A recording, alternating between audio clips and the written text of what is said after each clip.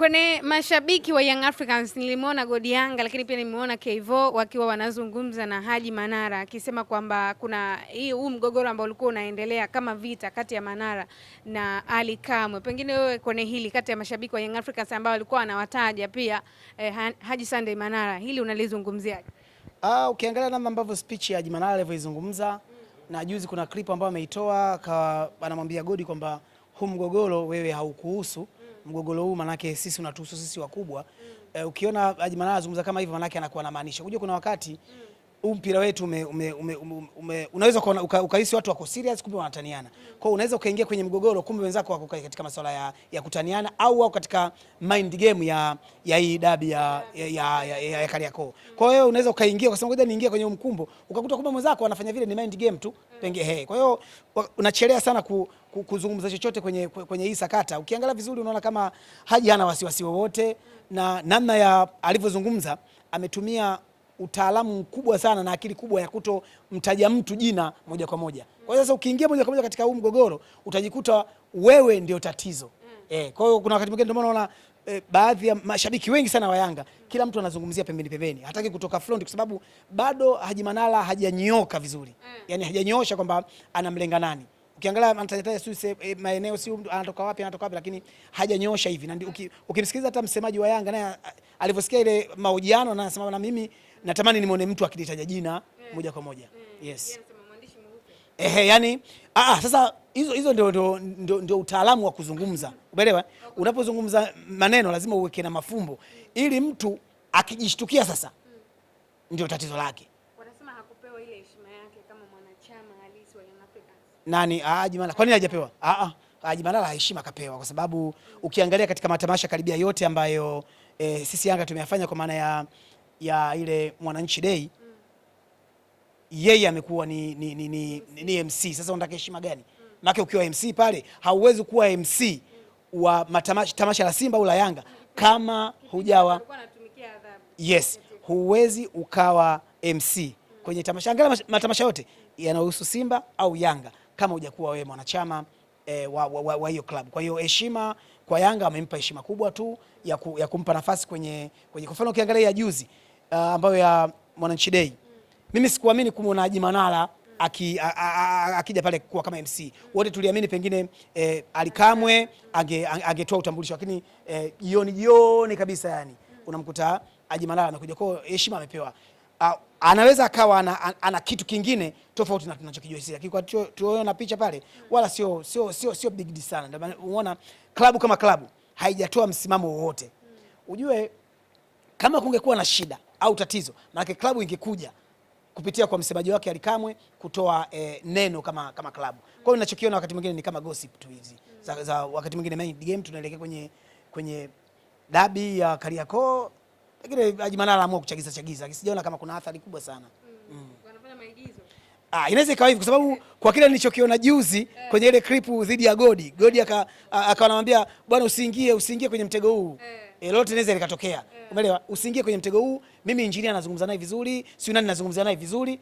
Sasa kwa kaulie unaonekana kabisa kwamba hakuna shida. Kama kulikuwa na shida mpaka sasa hivi manake klabu ya Yanga ingetoa tamko kwamba hiki kilichoendelea kuna shida. Kwa hiyo ukiona kama klabu imenyamaza kimya manake pengine labda inaweza ikawa inasubiria dabi ishe labda watoe tamko, lakini kwa ninachokiona mimi naona ni kama shabiki kaamua kuzungumza tu ambacho ameamua kuzungumza. Sidhani kama kina athari kwenye timu. Na yeye mwenyewe alipofanya ile press ya pili alisema kwamba Haji Manara hawezi kuzuia Diala kudaka vizuri au Pacome kucheza vizuri. Kwa hiyo yeye mwenyewe kashajichomba kumbe amejidogosha yeye mwenyewe kwamba yeye ni mdogo kuliko Yanga. Ukweli usiopingika kwamba taasisi ya Yanga ni kubwa kuliko Haji Manara. Sawa. Kuelekea katika mchezo wa dabi, watu wanazungumza kwamba kikosi cha Simba ambacho wamefanya usajili mkubwa wa dirisha dogo kwa asilimia kubwa kimebadilika na performance yake imekuwa nzuri. Pengine unakwenda kuwa mchezo wa aina gani licha ya kuwa Young Africans matokeo yake ya mwisho kwenye ligi yamekuwa mazuri tofauti na ya Simba? Kama wale wachezaji wataamua kucheza kimpira, kutotaka kuonyesha madoido. Kwa sababu ukiangalia pale kuna yule Anisati Ola anaonekana na vitu. Ukimwangalia Libese Guaye anaonekana na vitu. Huyu Liemba anaonekana na vitu. Kama wakiamua kusema wanataka kucheza mechi itakuwa nzuri.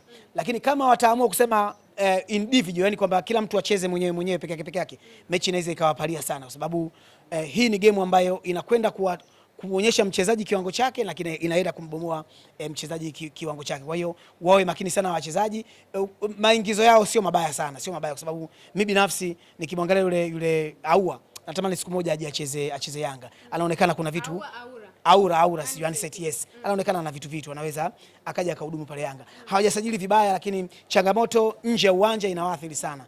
Hizi kelele fujo na vurugu, na pia hii tarehe moja tukienda kuwafunga watarudi tena kutengeneza kikosi kipya. Kwa hiyo hii mechi kwao, kwa wachezaji, ni mechi mbaya sana, kwa sababu itakwenda kuonyesha uwezo wao. Kama ni wachezaji wazuri, basi watapata nafasi kubwa, lakini kama ni wachezaji wa kupepea, maana yake ndio wataenda kufa kabisa.